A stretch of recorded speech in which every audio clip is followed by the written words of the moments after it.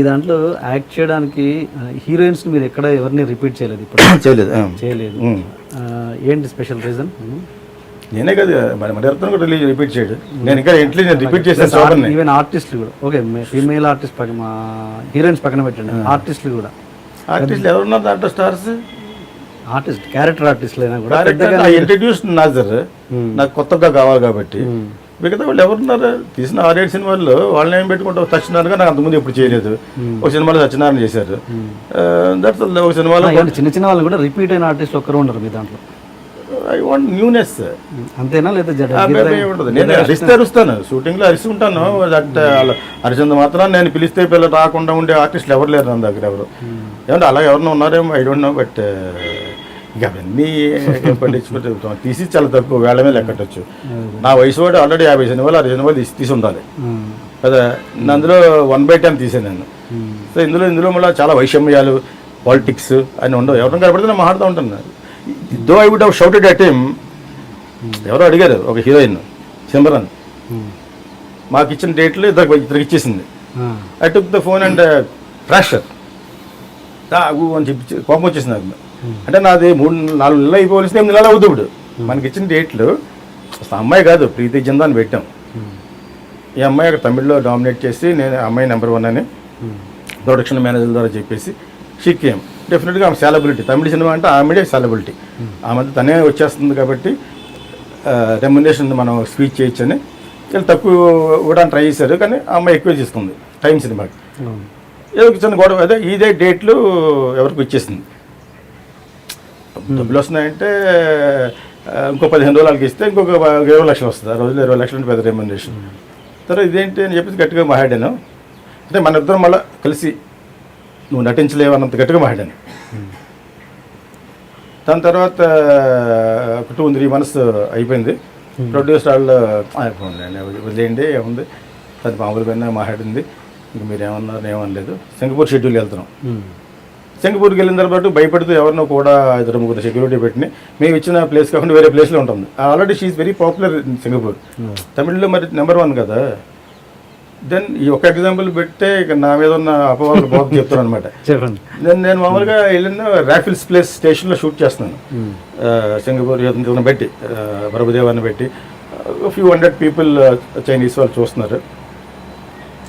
తను కొంచెం దూరంగా కూర్చుంటూ సీన్ వరకు వస్తుంది, ఇలా వింటుంది, చేస్తుంది. బాగానే చేశాను సార్ అయ్యి అంటుంది, బాగానే ఉందన్నమాట. కొంత గ్యాప్ వచ్చింది, ఇలా లైటింగ్ మార్చుకునే గ్యాప్ వచ్చింది అనమాట. వచ్చినప్పుడు కొంచెం అతను కూడా, ఆ అమ్మాయి కూడా ఒక లావుగా ఒక అతను వాడు ఎయిర్పోర్ట్లో కొంచెం సురేష్ వాళ్ళని సెలవు పెట్టేసి కూడా తిరుగుతున్నారు.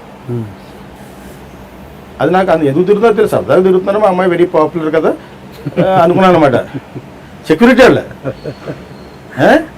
మనం అప్పుడెప్పుడో మాట్లాడాం కదా 3 నెలల క్రితం. తర్వాత కొంచెం దగ్గరికి వచ్చింది. సార్ నా మీద మీకు కోపం లేదా ఉంది, నేను తప్పు చేసేది తప్పు చేశాను. అప్పుడప్పుడు మనం మీరు నన్ను తిట్టారు కదా అన్నమాట. ఎన్ని నెలలు అయింది? 3 నెలలు. 3 నెలలు ఇంకో 90 మంది గొడవ పెట్టున్నాను చెప్పండి. ఇంకో 90 మందిని తిట్టుంటాను నేను. ఇంక నాకు ఎక్కడ గుర్తుంటే I don't remember anything what did I say అని అనమాట.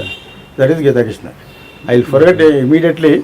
ఇఫ్ ఎనీబడి డస్ బ్యాడ్, నేను బ్యాడ్ చేసినా కూడా ఐ లాస్ ఫర్ అన్ అపాలజీ. ఇప్పుడు ఈరోజు టెక్స్ట్ ఇస్తాను నేను. మిమ్మల్ని ఇందాక వేరేగా వాస్తవం మాట్లాడాను, మీరు హట్ అయ్యారు. But for that my apologies అంటాను. ఐ ఇమీడియట్లీ లాస్ for an apology and I immediately forgive also. I believe in Bhagavad Gita and I believe in Jesus Christ also. I love Jesus Christ. Forgiveness is the order of the day. నేను ఎవరికే నాకు ఆ enmity ఉండాలని కోరుకుని అసలు, including my wife also. I say something, I say sorry, that's all. అంతకు గురించి నాకు ఎవరితో ఆర్టిస్టులు అనేవాళ్ళు ఎవరితో చిన్న ఏదైనా పడి ఉంటాను. బికాజ్ ఎవరైనా అసిస్టెంట్ డైరెక్షన్ ఎవరు ఇన్సల్ట్ చేశారు ఒక యాక్టర్ పేరు ఎందుకునండి, ఐ ఫెల్ట్ రేపు డైరెక్టర్ అవ్వాలి. నువ్వు అలాగే డ్రౌన్ చేస్తూ ఉంటే what will you become? Just because is assistant director అడుగుతున్నాడు అని చెప్పేసి you cannot take him for granted కదా. Artist పేరొద్దు.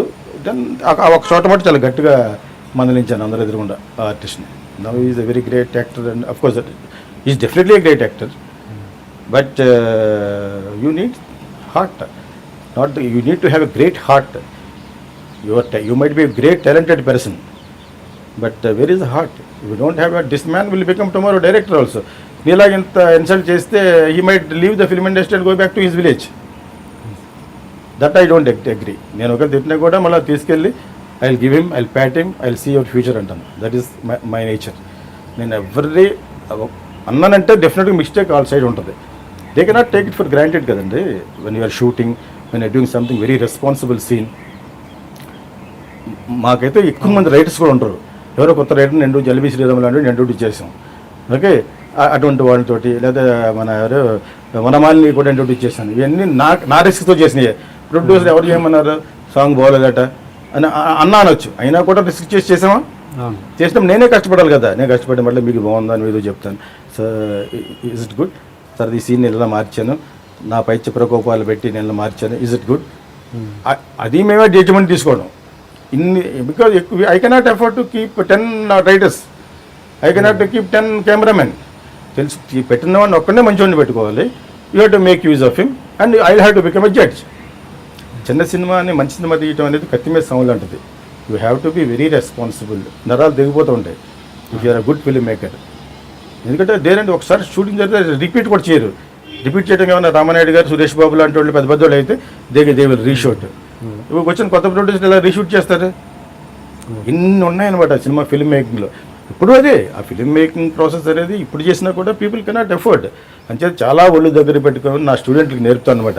Plan plan plan, schedule schedule schedule, rewrite the script, keep writing until you get the real ఇది. Script should be like a milk.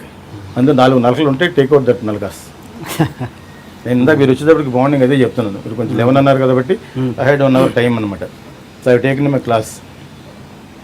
So it should be like a clean milk, then the travelling will be very nice. అదే చెప్తాను. నా కోపానికి అసలు అర్థం లేదు అసలు. ఎవరికన్నా సపోజ్ ఎప్పుడన్నా ఏమన్నా అన్నా కూడా ఇట్స్ లైక్ వాటర్ బబుల్ లాగా అనమాట. అది చాలామంది నన్ను బాగా తెలిసిన అర్థం చేసుకుంటారు. నేనే 100 సినిమాలు చేస్తే పోనీ వీళ్ళకి అర్థం అవుతుంది. నేను తక్కువ సినిమాలు చేశాను కాబట్టి maybe many people might not know. So I think will be might very outspoken person అనమాట. ఎవరెవరో ఒకటి పెట్టుకుని బయట ఒకటి మాట్లాడి చేయను అసలు. నేను చేయగలను, చేయలేను. నేను మొన్న వచ్చిన ప్రొడ్యూసర్లు ఓకే 3 crores సినిమా చేద్దాం పెట్టండి అనొచ్చు కదా. నువ్వు విన్న సబ్జెక్ట్కి నీ దగ్గర డబ్బులు సరిపోవు. It is not enough. దానికి ఏం చేయాలి అంటే will have to go for collaboration if you are interested. అంతే, there is no other way. అనుకోకుండా కాంప్రమైజ్ అయిపోయి నేను దించేసి మళ్ళీ ఇంకో 3 కోట్లు పెట్టరా, this is not my game. Definitely not my game. నేను అది కూడా చాలా బ్రూటల్గా చెప్తాను. ఇలా చేస్తే మీతో సినిమాలు ఎవరు తీస్తారంటే మానేని. నాకు స్తోమత ఉన్నప్పుడు మనం చేయలేదు. నేను యాడ్లు చేసి ఒక 5-6 years బ్యాక్ కాఫీ బార్ తీయలేదు. అలాగే I make 1 more film again. I will make money, I will spend. అలా నేను ఒక్కనే చేస్తున్నాను. అలాగా I don't risk others. But ఇప్పుడు some people are coming because ఆ టెంట్లో తీయండి, కోకిలాండ్ తీయండి, అలా తీయండి అన్నారు కాబట్టి ఐ ఫెల్ట్ అనమాట. మరి మీరు అప్పుడు మొన్న అన్నారు కదా, ఇక ప్రజలు అంత ఎదగలేదు సినిమాలు చూడడానికి అనే ఉంటాను. ప్రజలు ఎదగలేదంటే ప్రజల తరపున ఎవరైనా రిప్రజెంటేటివ్ మీరు అడిగితే వాళ్ళు ఏం చెప్తారంటే మీరు ఎదిగే సినిమాలు తీస్తే మేము చూస్తూ ఉంటారు. వాళ్ళు పొరపాటు మీద అంటారు. అదే అన్నారు కోకిలలో. పొరపాటు మీద మా కోకిలలో ఏమొచ్చింది యాక్చువల్గా? కోకిల అప్పుడు అన్నారు మీరు సినిమాలు తీయండి, అర్థమయ్యే సినిమాలు తీయండి. అదే అది ఇంకా పెద్ద చోకు చెప్తాను. కిచ్చిరాళ్ళు సినిమా రిలీజ్ అయినప్పుడు మా ఓన్ బ్రదర్, ఎంగ బ్రదర్, రాజమండ్రిలో 4th day 5th day వెళ్ళాడట. అందరూ వస్తున్నారు, హౌస్ఫుల్ అయింది, వస్తున్నారు. అంటే అంతకుముందు ఉన్న నా ఇమేజ్ గురించి హౌస్ఫుల్ అయి ఉంటుంది. ఉషావత్ సాంగ్ గురించి వాటి గురించి ఇళయరాజా.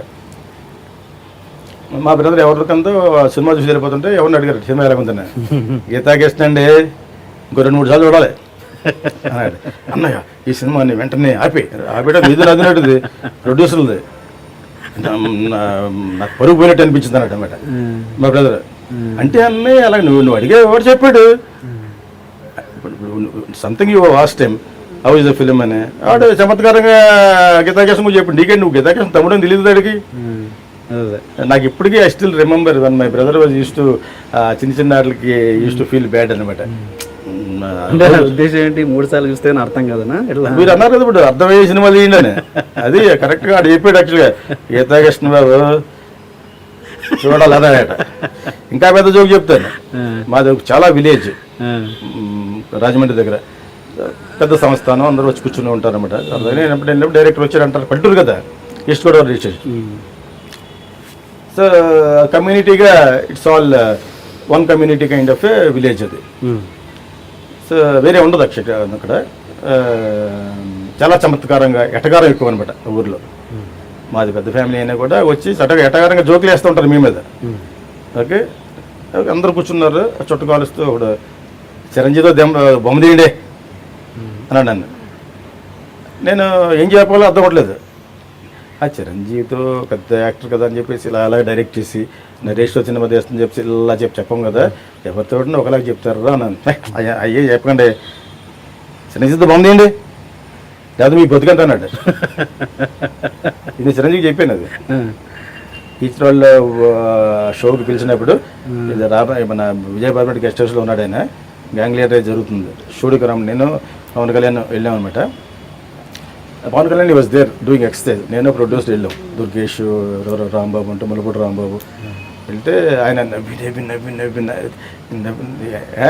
తెగ నవ్వేసాడు ఆయన షూటింగ్కి వెళ్ళి వచ్చిన అలసట కూడా పోయి ఉంటుంది, అంత నవ్వాడు అనమాట. చిరంజీవి నేను అలా యాక్ట్ చేసి చూపించాను. ఏం చేస్తాం మరి, మాకు పూర్మ్యాన్ చిరంజీవి దొరికాడు, ఎవరో భాను చంద్ర అంతా తీసాం అన్నా అనమాట. అలాగే ఇంకా భాను కూడా మంచోడు అన్నాడు ఆయన.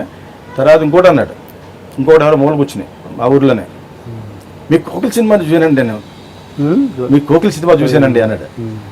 ఫస్ట్ టైం చూశాను, సెకండ్ టైం చూశాను, మళ్ళీ థర్డ్ టైం కూడా చూశాను అన్నాడు. ఓ నీకు అంత బాగా నచ్చిందంటే అర్థం కాక అన్నాడు. అర్థమైతే ఇప్పుడు మీకు అర్థమయ్యే సినిమా అంటలో తప్పులేదు, వాడు చాలా కరెక్ట్గా అన్నాడు ఎవడో కానీ అని చేత విమర్శలు తీసుకోవాలి కదా, తీసుకుందని అర్థమయ్యేటట్టుగా చెప్పగలగాలి. ఇప్పుడు కొంచెం పీపుల్ ఆర్, ఇప్పుడు స్లైడింగ్ డోర్స్ అనే సినిమా వచ్చింది.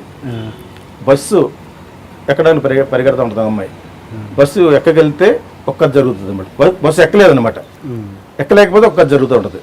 స్లైడింగ్ డోర్స్ అని బ్యూటిఫుల్ ఫిల్మ్, దాన్ని జీవా అనే కెమెరామెన్ 12 PM తీసాడు. 12 PM.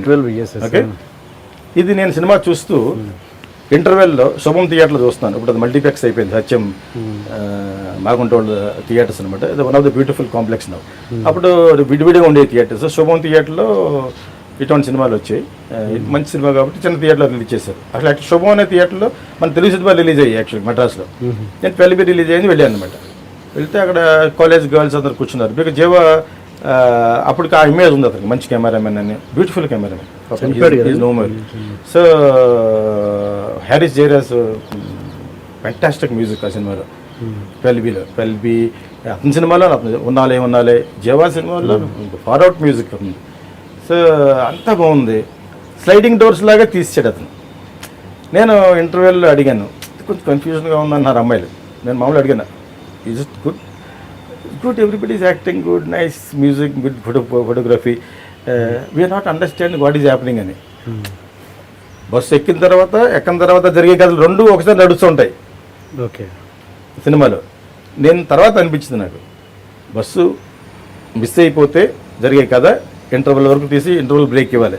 మీరు వచ్చిన తర్వాత బస్సు దొరికితే ఎలా జరుగుద్దో ఈ అమ్మాయి యొక్క జీవితం అనేది చూపిస్తే ఇంకా ఇంట్రెస్టింగ్ ఉండేది. లాస్ట్లో రెండు కలిపి ఉండేవాళ్ళు. ఐ ఫెల్ట్ చూసేసిన తర్వాత అందరూ చెప్పచ్చు, సినిమా చూసేసిన తర్వాత చెప్పడం వెరీ ఈజీ, చేసేటప్పుడు to go for the judgment it is very difficult అండి.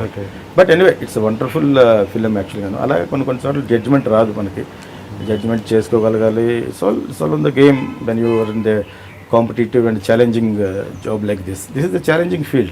Hi, You are watching iDream Media. Please subscribe for more videos.